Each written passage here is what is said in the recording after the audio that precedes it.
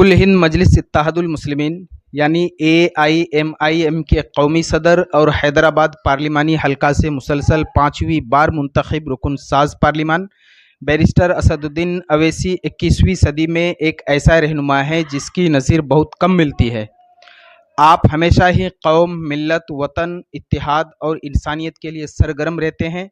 آپ کی پہچان خاص میں دلت، پچھڑا اور اقلیت کے حقوق کے لیے قانون ساز پارلیمان میں آواز بلند کرنا ہے۔ آپ عالمی سطح پر بھی ظلم کے خلاف خاموش نہیں رہتے اور خصوصاً قومی سطح پر مظلوموں کے سب سے بڑے حمایتی بن کر دستور ہند پر عمل پیرا ہو کر انصاف دلانے کی ہر ممکن کوشش کرتے ہیں۔